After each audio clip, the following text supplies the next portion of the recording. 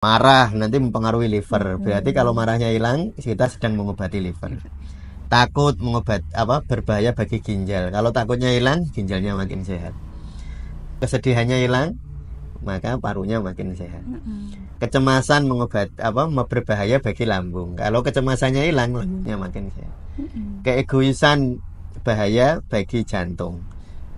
Berarti kalau nggak egois, jantungnya makin sehat.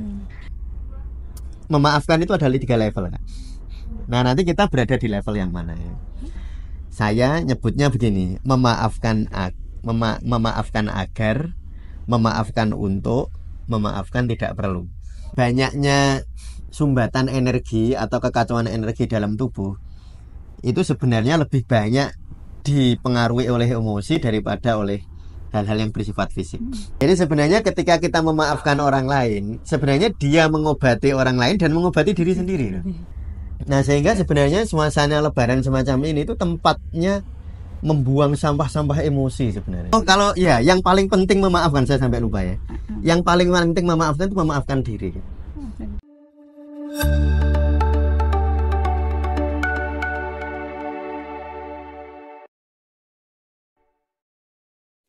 Assalamualaikum warahmatullahi wabarakatuh. Waalaikumsalam warahmatullahi wabarakatuh. Halo teman-teman, jumpa lagi di sesi ngobati ngaji pengobatan sufi channel itu Tasawuf Indonesia. Oke, tak terasa ya kita sampai pada minggu terakhir di bulan Ramadan. Nanti akan insya Allah memasuki yang puncaknya ini, itu Halal Bihalal atau Idul Fitri. Kita saling memaafkan, terus saling menerima permintaan maaf gitu. Nah, untuk kali ini kita langsung tanya ke Abang Mustamir nih, bagaimana kita mungkin ini kaitannya sama momen untuk Idul Fitri itu. Ini sudah suasana lebaran ya. Kita bahas lebaran. Dan ada suatu kebiasaan yang sangat indah terutama di kita ya, di Indonesia, bahwa kalau di suasana lebaran semacam ini itu ada kebiasaan untuk saling memaafkan. Itu tentu luar biasa, tapi semoga bukan hanya jadi ritual tahunan, Kak. Tapi benar-benar suasana Idul Fitri itu ya terjadi secara hakiki ya. Terjadi secara hakikat itu. Bukan hanya pemanis bibir. Maafkan lahir dan batin, ya lahir dan batin ya harusnya betul-betul lahir batin ya, bukan hanya lahirnya toh, kan gitu ya. Nama minal aidin wal faizin, lalu biasanya dilanjutkan maafkan lahir dan batin. Walaupun sakjane maknanya minal aidin wal faizin bukan maafkan lahir dan batin, tetapi kata-kata memaafkan lahir dan batin itu sungguh indah sebenarnya. Karena itu begini, kalau kita hubungkan dengan kesehatan ya Kak ya, dengan pengobatan lah, kan kita ngaji ngobati ini. Sebenarnya gini, banyaknya sumbatan energi atau kekacauan energi dalam tubuh itu sebenarnya lebih banyak dipengaruhi oleh emosi daripada oleh hal-hal yang bersifat fisik. Jadi yang bersifat fisik itu misalnya angin. Kalau kami kena angin, misalnya kena angin, disentor angin banyak sekali, nanti bisa terjadi stagnasi atau bisa masuk angin dingin di dalam pori-pori, dalam sistem meridian, nanti terjadi stagnasi energi. Bisa jadi, atau panas gitu, menyebabkan energi terlalu mengembang. Nah, tetapi yang menyebabkan kekacauan energi bukan hanya angin atau makanan, misalnya orang banyak makan lemak misalnya. Nah, ketika orang banyak makan lemak itu akan lembab ya. Darah itu jadi lembab, kalau disebutnya dahak ya.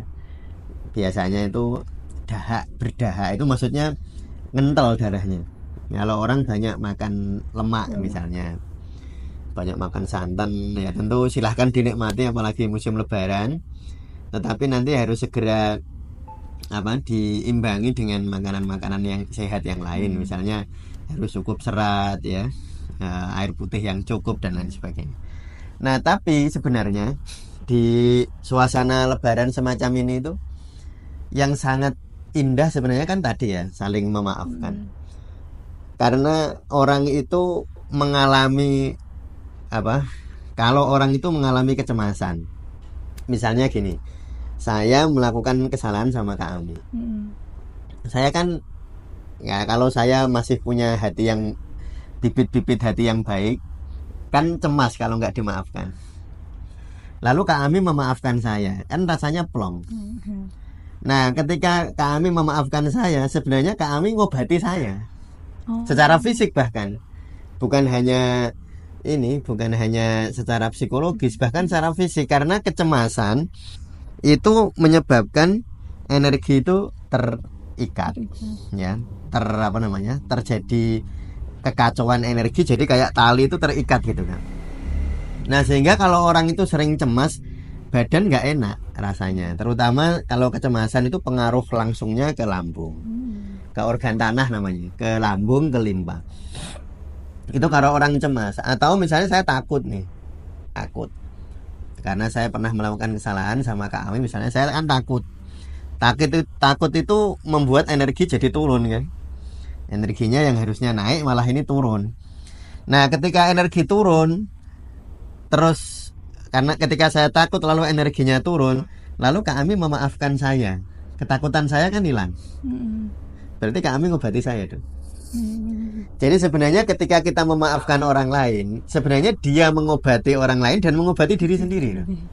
Contoh gini, Kak Ami salah sama saya nih, saya kan jengkel, ada kejengkelan dalam hati saya, kejengkelan, kemarahan ya. Misalnya saya itu marah itu kan membuat energi menguap, ya, membuat energi itu menguap, naik ke atas kayak uap. Sehingga orang marah kan matanya merah, wajahnya merah. Itu karena energinya naik ke atas, yang ke bawah kurang. Makanya orang sering marah itu nanti biasanya bisa berakibat dalam jangka panjang itu lemahnya ekstremitas bawah, lemahnya kaki kan. Kalau orang waktu mudanya sering marah itu. Nah, ketika saya memaafkan Kak Ami terobati secara fisik, bahkan saya juga terobati kan. Berarti yang meminta maaf dan menerima maaf. Makanya ada sebuah hadis, yang meminta maaf dan memberi maaf sama-sama masuk surga. Kan ada kisah kayak gitu kan, bahwa nanti di akhirat itu ada orang didolimi sama orang lain. Lalu yang didolimi ini protes sama Allah, ya Allah tolong berikan kebaikan dia sama saya. Terus yang mendolimi bilang, lawang saya kebaikannya cuma sedikit kok diberikan sama dia, ya Allah nanti habis ya nanya. Ya terus gimana? Yang didolimi bilang, kalau gitu dosa saya kasihkan ke dia. Oh, biar dosa saya berkurang, kan dia nggak punya kebaikan. Sudah, dosa saya tak kasih dia. Lah yang mendolimi bilang, dosa sudah banyak ya Allah, kok tambah lagi kan? Nah terus gimana? Akhirnya kan bingung. Yang mendolimi tadi kan gimana cara saya mendapatkan maaf? Lalu Allah menunjukkan kepada yang kedua orang itu, maukah kamu diperlihatkan surga yang sangat indah? Lalu orang itu terkagum-kagum, kok ada tempat seindah itu kan?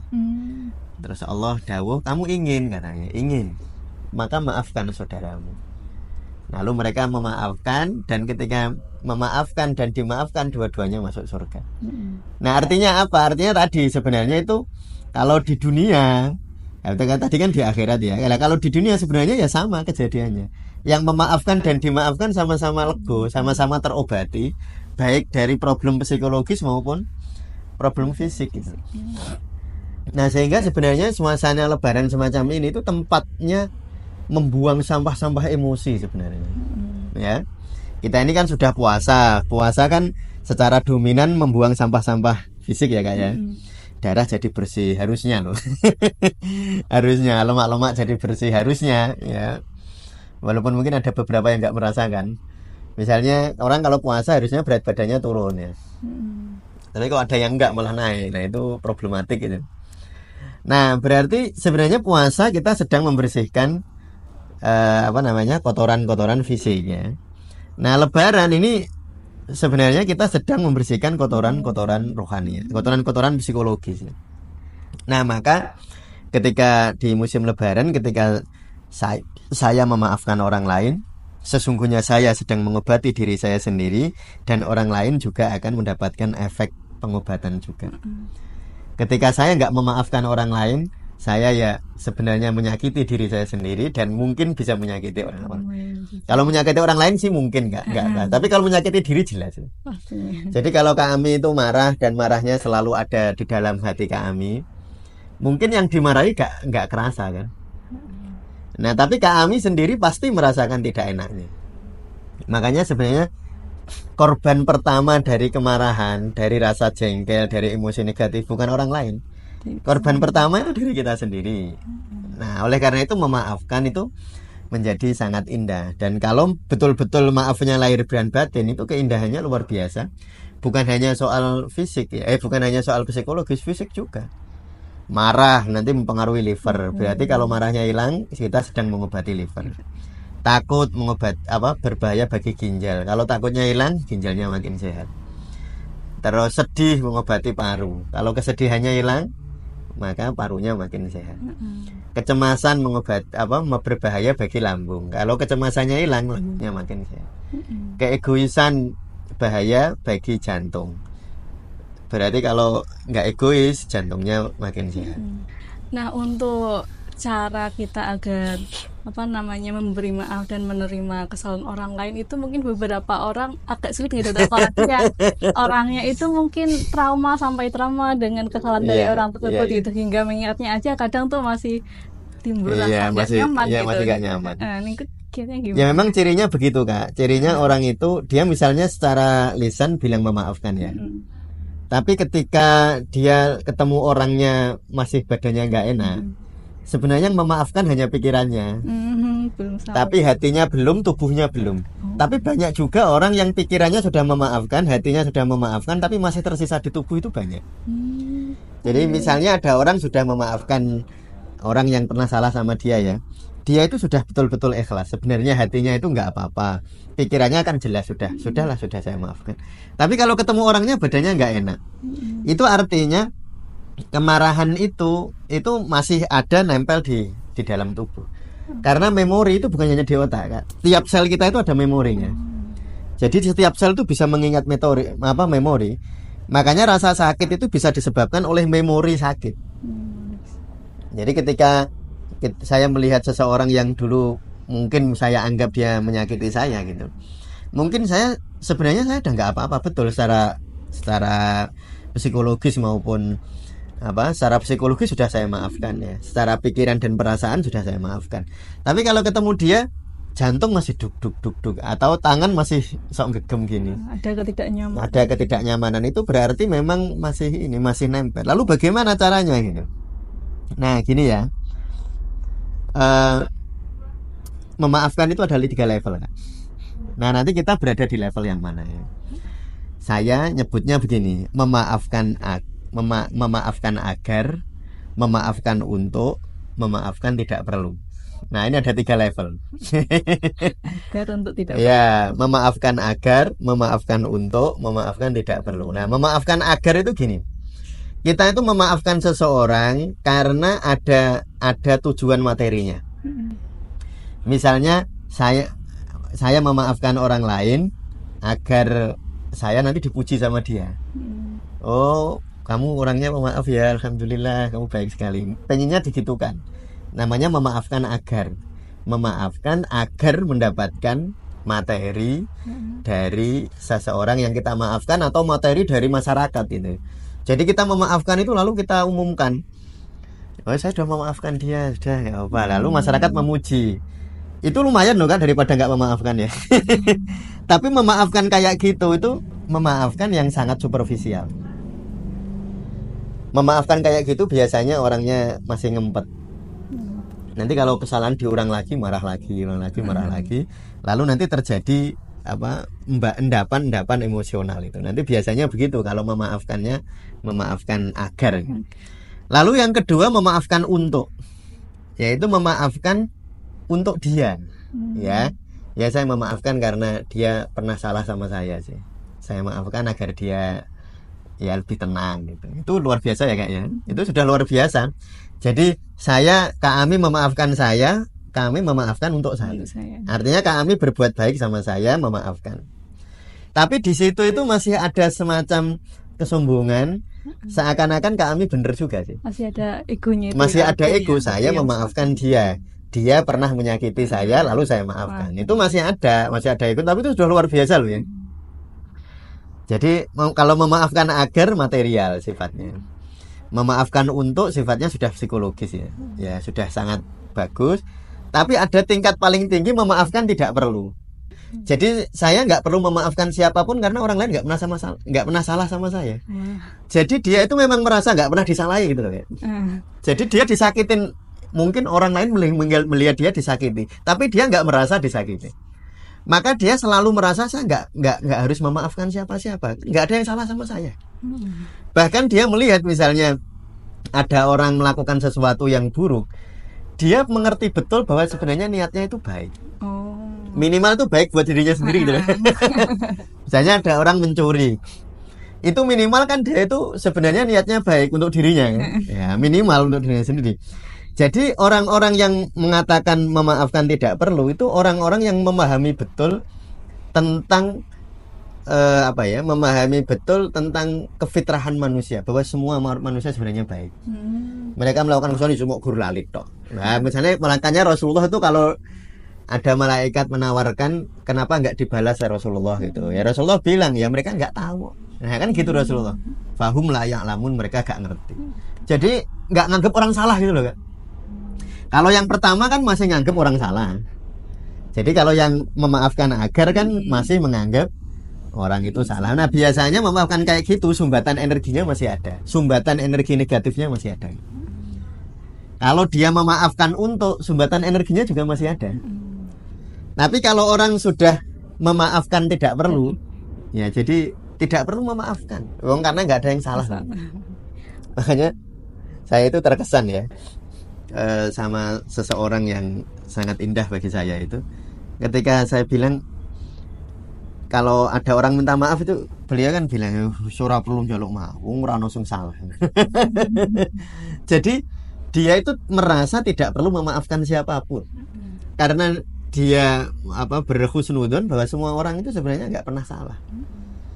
Ya hanya kepeleset nggak tahu gitu aja, ya hanya khilaf. Karena orang itu menganggap gini loh Kak. Ya kalau di tasawuf itu ada istilah Nur Muhammad ya. Nur Muhammad itu kan asal muasal kita ya. Jadi kita ini kan berasal kan Allah itu sebelum menciptakan semesta kan ada cahaya Muhammad, ada Nur Muhammad. Maka sebenarnya seluruh alam semesta itu cucunya Rasulullah. Makanya kalau orang sudah bermakrifat ya, dia melihat semua orang di sekitar dia itu cucunya Rasulullah. Secara ruhaniyah loh ya, bukan secara biologis. Nanti jangan ngaku semua orang cucunya Nabi ya. Ini secara ruhaniyah. Jadi secara ruhaniyah itu dia tahu bahwa semua orang ini cucunya Rasulullah. Jadi yang dilihat itu bukan orangnya, yang dilihat Rasulullahnya. Makanya dia merasa nggak perlu memaafkan siapapun. Atau gini Kak, semua orang itu kan hambanya Allah.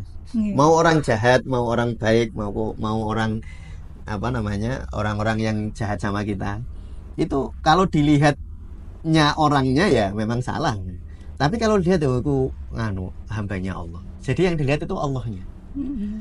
Nah kalau begitu kan nggak perlu memberi maaf. Nah tapi itu kecuali gini loh Kak ya. Lalu jangan dicampur adukkan ini dengan urusan lain, dengan urusan kemasyarakatan. Kalau memang tugas kita, misalnya gini, kalau saya menggunakan ilmu itu kan harus untuk urusan saya sendiri ya. Tapi kalau saya ini misalnya jadi jaksa, saya jadi hakim, ya enggak boleh gitu.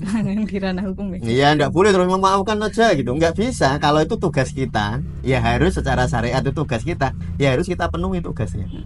Jangan sampai wong itu urusan, kalau itu urusan pribadi, misalnya Rasulullah dihina, dicaci, itu urusan pribadinya Rasulullah. Rasulullah ya enggak perlu, ya tadi cuma fahum la ya'lamun, mereka enggak tahu gitu aja. Tapi kalau itu sudah urusan kemasyarakatan tentu beda. Makanya Kak Amin nanti terserah, kalau Kak Amin nanti jadi RT, ya tugasnya RT menjaga masyarakat. Jadi kalau ada yang salah, kesalahannya mengganggu masyarakat, ya tugasnya Kak Amin untuk negur ya. Ya nanti atau lagi nanti misalnya Kak Amin jadi apa? Jadi RW atau jadi presiden mungkin. Gitu. Kalau untuk dikaitkan sama mungkin orangnya itu ada rasa kesal atau belum bisa menerima kesalahan diri sendiri, itu bisa gitu. Oh kalau ya yang paling penting memaafkan, saya sampai lupa ya. Yang paling penting memaafkan itu memaafkan diri. Memaafkan diri. Selama kita tidak bisa memaafkan diri kita nggak bisa memaafkan orang lain tulus, nggak bisa. Nggak bisa. Kepada diri kita sendiri kita itu harus memaafkan. Artinya apa? Memaafkan kekhilafan kita. Memaafkan itu artinya mencintai. Bukan menyetujui loh ya. Loh beda loh. Jadi bedakan antara memaafkan dengan menyetujui loh ya. Beda. Jadi kalau misalnya kita pernah melakukan kesalahan di masa lalu, dia dimaafkan. Bukan dimaafkan itu menyetujui kesalahannya, bukan. Mencintai yang bersalah ya. Nah kalau dicintai insya Allah jadi nggak salah. Jadi fokusnya ke orangnya. Iya, jadi gini kan. Jadi kalau di tasawuf ini saya sering ulang-ulang ya kata-kata ini. Semua itu tunduk dalam singgasana cinta. Jadi ketika saya mencintai anak saya, insya Allah anak saya jadi baik. Kalau saya mencintai istri saya jadi baik. Kalau saya mencintai diri saya jadi baik. Nah, jadi memaafkan diri jangan dimaknai menyetujui tindakan ya. Jadi memaafkan itu beda dengan menyetujui. Beda, memaafkan atau mencintai itu bukan menyetujui, tapi mencintainya. Mencintainya kan yang dilihat itu dibalik itu. Misalnya tadi saya melihat orang lain itu cucu ruhaninya Rasulullah. Makanya saya mencintainya. Saya melihat orang lain sebagai hambanya Allah. Dan yang saya hayati Allahnya. Yang saya lihat Allahnya, bukan orangnya.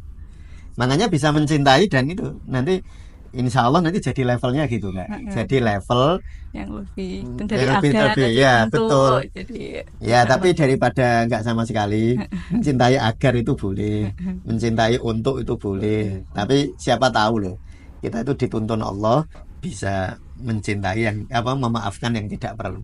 Memaafkan, kita memaafkan orang lain, tidak perlu memaafkan orang lain karena kita menyadari betul siapa di balik dia itu. Nah, gitu ya. Saya kira itu ya. Terima kasih Abah untuk episode kali ini. Oke, untuk teman-teman, semoga di momen menjelang akhir Ramadan ini nanti pas halal bihalal kita dapat memaafkan orang-orang dengan tulus, kita memandang mereka dengan cinta, bukan dengan mungkin kalau masih menyetujui orang itu salah, kita benar itu masih salah benar perkaranya, bukan bisa dibilang bukan kita tradisi para sufi, bukan ini yang salah benar. Oke, terima kasih. Jangan lupa untuk like dan subscribe ataupun komen ya. Oke. Assalamualaikum warahmatullahi wabarakatuh. Waalaikumsalam warahmatullahi wabarakatuh.